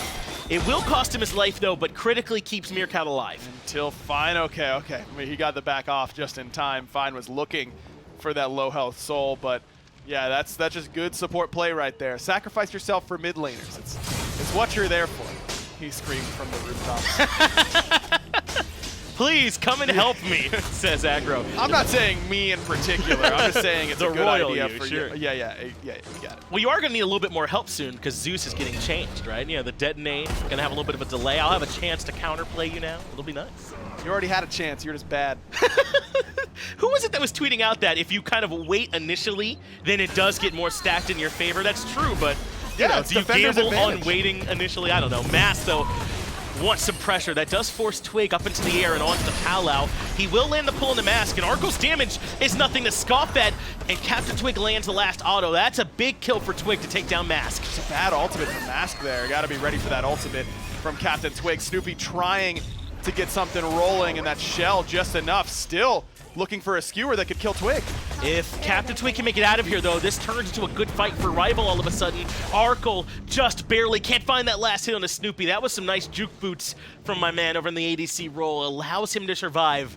But all of a sudden, the kills, Aggro, are 4 for 4. The gold's only about 600. The experience disparity in the solo lane has evaporated. Team Rival have stabilized this game up against Armada. This is exactly what they needed. They needed Mask to take a bad fight and really get CaptainTwig back into it. He gets the shutdown bonus as well, where he was down 2 full levels at least, it looked like, in the jungle not that long ago. Now he's only down about a level, if even a full amount there. Kind of take the wind out of the sails of Armada a little bit. Snoopy's now behind on the set ADC, which is not what you're looking for in this sort of position. Not at all, and he is losing a little bit of that 1v1 potential. I still think it's there for him, obviously. You saw him able to dive him under the tier 1 and still get the kill. But like you said, you're not picking set in the ADC role to be behind. No. It's to keep that other hunter down, particularly someone like a Chronos. And when you continue how these side lanes are going, fineokay and this King Arthur, Arkkyl and this Chronos, that could be really good news for Rival here as this game goes on. Yeah, I'm just kind of surprised by the build for Snoopy. Is really just the Hunter's Blessing that kind of surprised me. Yesterday, he went for the Mage's Blessing, and I feel like that just lends itself more to what Set wants to do. Sure, Set wants to auto-attack, but the only way he gets the opportunity to auto-attack is by poking you low enough that he's in the advantage state. And then you use Kingslayer as your auto-attack booster anyways. I don't think you really need the Hunter's Blessing quite as much. Sure, the extra damage helps. To be honest with you, I've never played Set ADC, so maybe it does feel a little bit better. But Snoopy clearly was open to the Mage's Blessing yesterday, and then changed it up today. And I wonder, especially against Chronos, where you want to poke him, not all in him, Hunter's Blessing seems a bit more all in. Gold Fury on the menu now for Armada, and Rival not really in position to try and defend this. It's now down to half HP. Arkkyl walks too far forward, gives up his life. That does stop DPS on the Gold Fury, and PandaCat makes it 1-for-1 by cleaning up Geno, but he's stuck in the Supernova. Way too hot for PandaCat. He gets burned, and it's 2-for-1 for Armada. Twig gonna take the high road, but SoloOrTroll getting pretty low, but he tricks her spirits the wrong way, and SoloOrTroll still standing until fineokay has to get involved. So it's 3-for-2, and fineokay is exactly the kind of fight he wants. Right in the middle of everything on this King Arthur, but can't sustain enough. Snoopy on the set gets the kill, and now it's just PolarBearMike left. He's not enough. Deicide for Armada. Just when Rival clawed their way back in, Armada rip it back. Man, Arkyl's just gotta buy more time in that spot. He insta-dies on Chronos. You've gotta use relics, you've gotta use your ultimate. Chronos buys time better than almost every other character in this game. You have to make Armada overcommit to kill you. And yes, Geno used the ultimate where he probably shouldn't have, and so at least you're trading 1-for-1 basically from that initial part of the engagement. But I just don't think that Arkkyl did a good enough job of staying alive so that the rest of Rival could come in and collapse. And then the kill on the SoloOrTroll is a bit mishandled. And I wonder if the initial driving strike from PolarBearMike is part of it too. I think he was hoping it would kill, but it kind of pushes him further away from the rest of the team. They can't get that last hit in, and then Twig can't get the Trickster Spear on the right person. It is sort of this cascading effect from Arkkyl initially dying too quickly, and then it gets a bit mishandled inside the actual fight. And now Arkyl's really trying to boost up his survivability. He was starting to go for a ring and said, no, give me a Pythags for some extra health, some lifesteal, it's a good idea. But now Snoopy, after getting a couple kills, we saw how much damage he could do if left alone to auto-attack, and that's kind of what Set does. Kingslayer lasts a long time, and you get to really put out the damage pretty quickly when you're in it. Snoopy's getting pretty close to what I imagine will be a crusher, and from that point, it's going to be difficult to box him. fineokay might be in trouble here too. He still has the ultimate available, but Defender of Olympus committed. I thought perhaps Armada signaling they wanted that fight a bit more, but fineokay makes it back to the tier 1, and that appears to be enough to deter Armada once you factor in PolarBearMike's presence as well. Still level 11, only a little bit behind Geno, but he's going to need that second relic soon as Twig is forced into the ult again.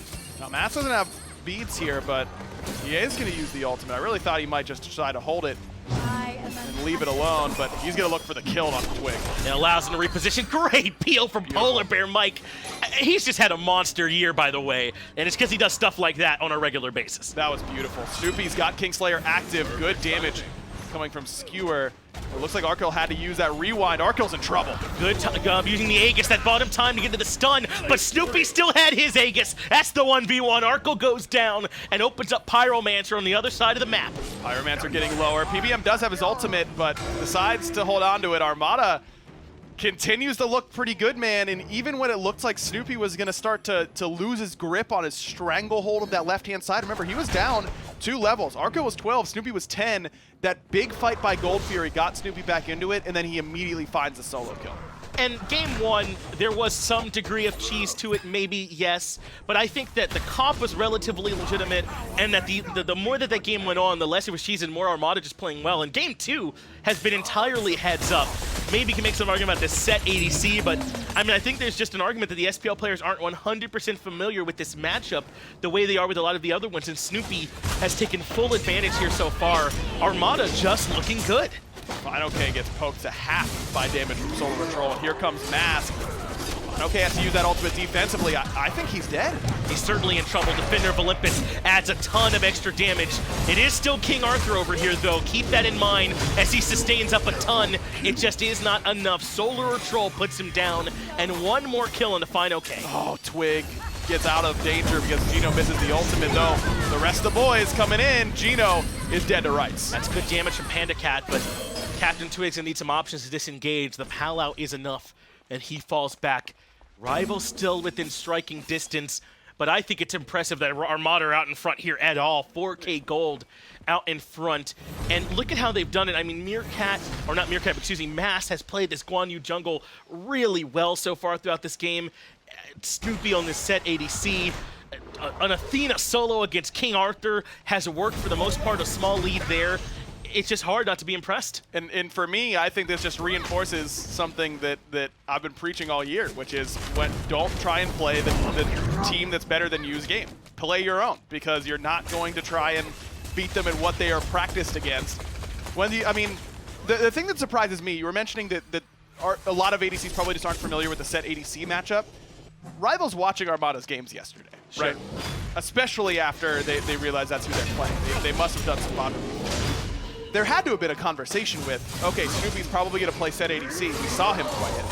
How do we handle that? You know, Kenny, here's how we think that you should do this. That's got to be a conversation that's had. And either that's Kenny not following what was discussed in that instance, or Rival as a unit just not coming up with a good enough answer and not understanding how to play it outright. And that's got to be what it is, right? I mean, because I'm sure that, these guys are all pros. I'm sure they have dozens of matches up against set, even set ADC, despite how rare it is. But they've got thousands of matches of Chronos up against Jingwei or Freya or whatever it is, and all these other ones that they've been playing for years. I just think that there's not that sense memory built up almost, right? Where you know what to do in any given situation. And that is brutal. PolarBearMike missing all of it. And now time for the reinitiation. Defender of Olympus gets this fight started off well. Boulder already committed from PBM. SoloOrTroll brought low, but Twig up onto the Pal-Out looks to force some beats. Go slow low though, and look at PandaCat in the back line getting under siege by Mask. Mask gonna try and cut him down off the horse. Huge taunt from SoloOrTroll, and PandaCat's dead. That's 2 kills already, a double kill for SOT, and fineokay's got to run. Same for PolarBearMike. But all the damage is already gone. If I'm Armada, what are you scared of? Taunt PolarBearMike right back in, and that's a ton of damage coming from the rest of the squad. Tier 1 tower, all theirs. Why not go for a Fury, maybe even an FG off the back of that? 4-for-0. They might win this set, Finch. Yeah, holy, huh?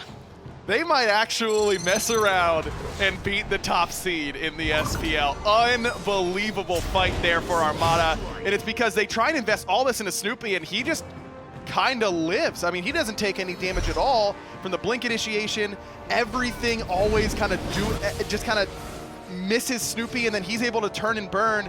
Mask gets into the back line, and everyone's escape is already down. That's the Guan Yu dream. fineokay heroics maybe on the menu. Oh, no, not this time. He gets taunted, immediately controlled, and burned, even taking some extra damage from the Fire Giant pools, and fineokay goes down. And look, because of Snoopy's kind of oddball picks, the way he's been playing in duo, he's gotten a lot of credit.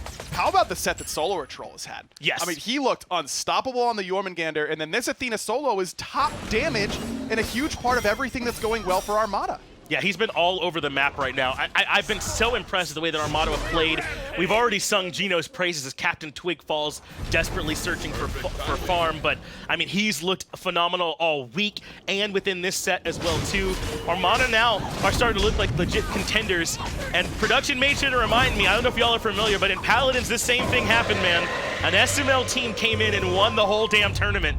Is there a chance Armada might have that same thing? Hey man, they gotta clean up against Rival first. It's not done yet. You're right. It's not even. You don't want to get ahead of yourselves. They're in the quarterfinals still. I mean, they had a lot of games to play just to this get the best here in the team though, man, bracket. in the whole tournament, I would say. Rival, yeah.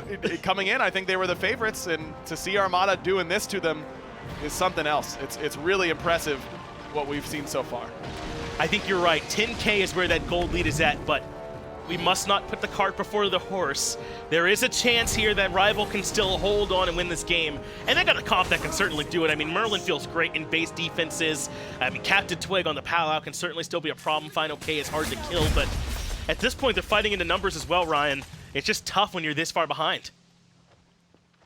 Again, the siege may be a problem for Armada, but they've got a Soul, they've got an Athena, they've got Guan Yu healing. No, scratch that. It's not going to be a problem. Their siege is really good this time around. They've got great tower potential. Their poke damage isn't phenomenal, and that is a huge part of sieging, whereas Merlin on the defensive is usually excellent. Yeah. But if you start sieging early enough, then I don't know what they really do against you because you're so far ahead. Mike's dead, by the way. Snoopy is going to kill him. Yes, Set wins the 1v1s against people capable of 1v1ing, so PolarBearMike's certainly going to go down here. And that is unfortunate. 40 seconds where they won't have their support to help out. Armada should certainly step on the gas now with the 5v4 numbers advantage. The tier 2 and right will certainly come down, and SOT even keeping the wave pushed up in mid. Only one more tower left standing, and I don't even know how much Armada cares at this point. Maybe they just try and surge down this right side Phoenix. Problem is, it's a 4-on-4 right now. Snoopy's pushing that left-hand side. He can get a Phoenix by himself, but that wave's pretty far. Geno takes quite a bit of damage there from PandaCat until he's NotGeno heals it up.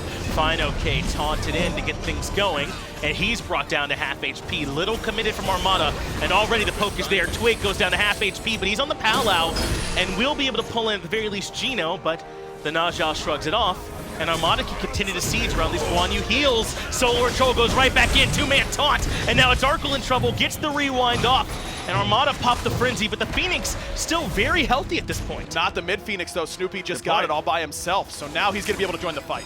They're going to need him over here on the right-hand side though. Meerkat quite low in the back. CaptainTwig is the one that grabs him. Geno in the front line brought to half HP. But as you said, they might be already ready to leave as a 4-man taunt from SOT sets up for Snoopy to find Twig way alone in the back. Yeah, but Geno overcommits on that taunt. He's going to get picked off. Now it's a 3-on-4, but Arkkyl no beads. Mask still here. fineokay may have just gotten caught.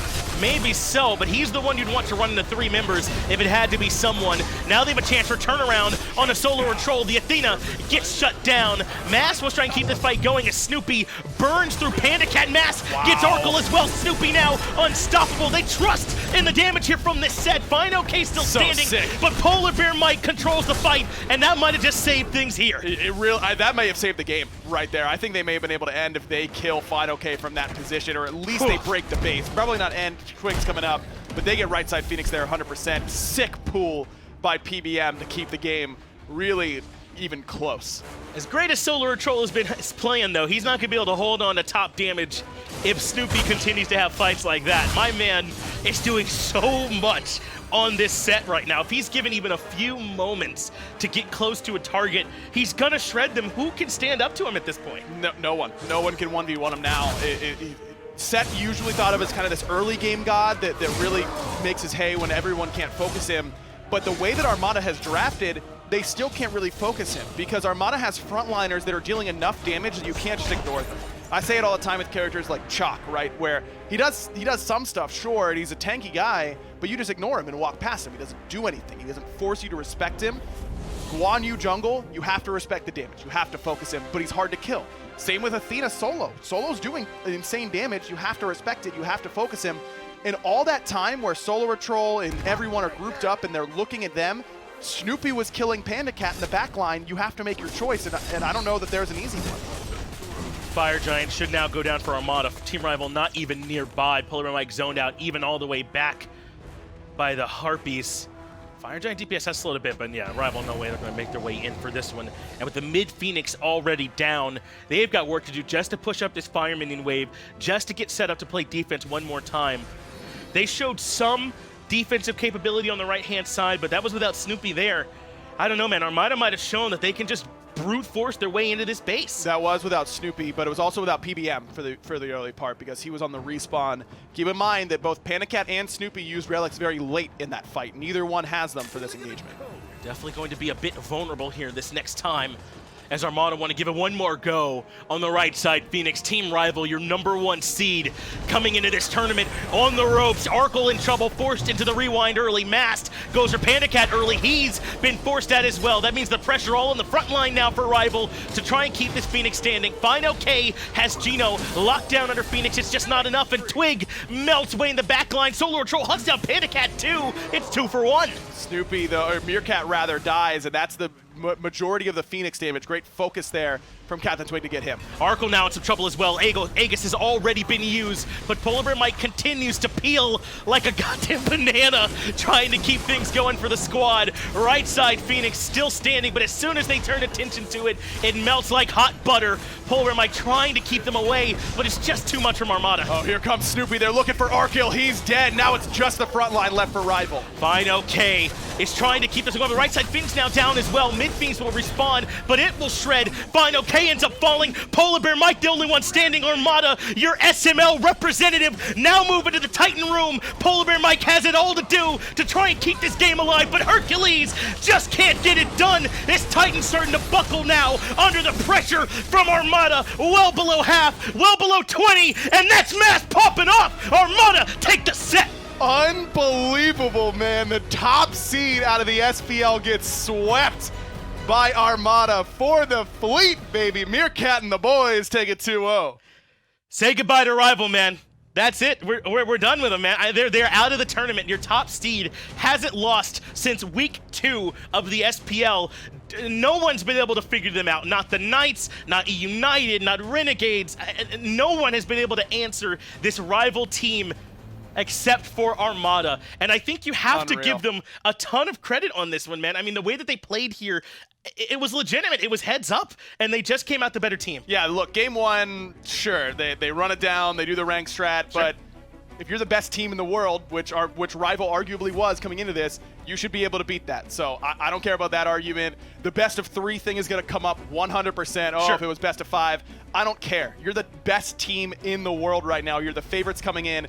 Beat the minor leaguers. I don't want to hear it. And you didn't even get to 3, by the way. I mean, right? I mean, you win one of them, right? And maybe lose in that third one. There's something you can say. There's no asterisk for me on this win whatsoever. This is just a win for Armada, man. 100%. And 100% I'm giving credit to those guys. Let's get it back over to Hindu and see if he can top what he did for us last time. Well, I'll speak words this time. Let's just say it that way.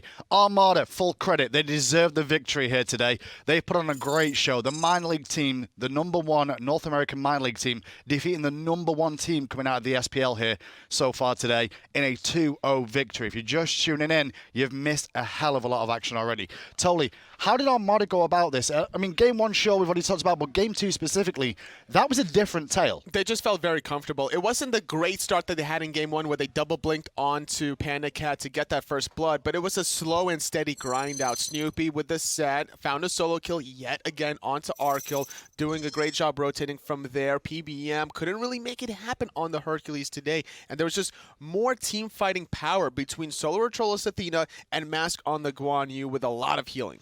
You heard Aggro at the end there, and he made some very good points at the end of the day. The #1 team at the SPL, they shouldn't be losing to a minor league team. They shouldn't. That's just end of day. Not on paper, but they do have at least one world champion Meerkat. Sometimes it's about the quality, not the quantity, even though Rival have 2 world champions. It's a good point. Everyone has fun at Meerkat's expense, but now Meerkat is going to have fun at Rival's expense for a while longer, I think, here. And full credit to Armada, because this composition they put together, even on the desk when we were doing picks and bans, we were still unsure of where everybody would go in this composition. But that Guan Yu pick that the consolers pulled out on Monday has definitely come into fruition here in the Pro League. Layers, bringing it out up against Armada. Sometimes it takes a loss to realize what can work for your own composition. Mass taking a page from not only DJ Pernicus's book, but also Layers, and it worked out very well. He maxed out his Warrior's Will, the dash first, to get the huge amount of burst damage because there was just too much CC to be able to get off the full channel Talu Assault. Now for the fans at home as well, I think a lot of people will be looking at that going, well, I guess Rival didn't respect their opposition enough here today. Whether they put enough prep in or not, I think the credit really needs to go towards Armada from my point of view. Absolutely. Because that was a really good performance from them. And I think even coming into that set, I don't think they had high hopes themselves of a great situation here against the #1 team out of the SPL, but here we are now with a 2-0 victory for Armada. They're now going to advance on in the bracket, and they get a chance to now face off against another SPL team, which will be the next set we talk about eventually, E-United and Splice. Is it going to be the former world champions or E-United, a team that's on the up and up, and that's going to be an interesting tale because that set is going to be epic in itself. And that's the big one to talk about there. We'll get onto that momentarily because in a moment it's all about Armada. If you just tune in, they have just 2 0s. road over rival, would you believe? We've got an interview standing by with Snoopy and Masked. I absolutely do have Snoopy and Mask here, Hunter and Jungler for Armada. I know there's probably a lot that you guys want to say here, so I feel like I got to just be open. What does it mean for you guys to be able to win this set where very few people, I think, had you all even having a chance going into this one? Just talk to me about how you guys are feeling right now in this moment. Well, like you said, the very few people had us winning, maybe including ourselves, but we really kind of just threw all our strats out the window, and we kind of just played our own game, and it somehow worked out. Yeah, has there ever been a more convincing argument for ranked being great practice for the top level play? I mean, game one, that's every Masters ranked game. I mean, you guys felt at home, I'm guessing. Yeah, well, we have Meerkat, so I don't know if you know that. Also, like, all of us are like on Smurfs on at all points, so we are just just ranking it up, and thankfully, I guess it like translated really well because they've never played a team that just goes W key at them. So yeah, thankfully it worked. Snoopy, I do want to talk to you a little bit about the way that your lane went because it went really well. But I need to ask, since SOT is not here, I guess what does it mean what he was able to do for you guys this set? Because he had a monster set as well, especially game 2 on that Athena. What does he mean for the squad as well when he's able to perform like that? I mean, it's really awesome. Like, he's pretty new into like competitive scene. He's like played on a couple teams, played on Splice for a little bit, but like it's awesome to see the like new talent coming in. Like he's a really consistent player, and that's really nice to have in the solo lane. You want somebody who's not going to get really far behind, or like you don't really want a hot streak or a cold streak kind of guy. You want a kind of consistent guy, and that's like awesome to have. And we really appreciate him coming on the team and playing with us. All right, well then talk to me about the Vulcan and the set then over there in the duo lane as well. I mean, both of them looked really good, especially the Vulcan that first game. What was it that made you think they'd work, and just how'd that lane go? Well, with the Vulcan at least, like we wanted the Erlang mid, so we needed some magical. So like Vulcan's kind of my trademark. I love Vulcan, and like with the set, it's just something I've been trying to practice. And they third banned it the first game, so I'm like, oh, they're scared of it. Can't be letting them go through it this time. So I pulled it out, and it worked out both times. Mask, when Layers make Snoopy and Meerkat go a combined like 5 and 28 or whatever it was on the Guan jungle, it's got to be good, right? Was that the thought process? Well, I actually played a lot of Guan before and ranked a lot. Like his 2 is so good, and people don't they underestimate how much damage it's gonna do. So like I already had it in the back of my mind. Then Layers pulled it out and did really well. I'm like, why not? Like we were kind of just talking in comms, and I'm like, it looks really good here. Like the Merlin can't get away, the Chronos can't get away. The dodgy, like he'll always have to ult if I'm on him. So, it was just a really good pick, and thank you Layers. Like now we're in semis. Well, I could talk to you guys all day, but you got to go watch this next set, right? Because we're going to see you all here in semis. So congratulations, man. It's so awesome to see you guys win, and we'll be right back with our next set.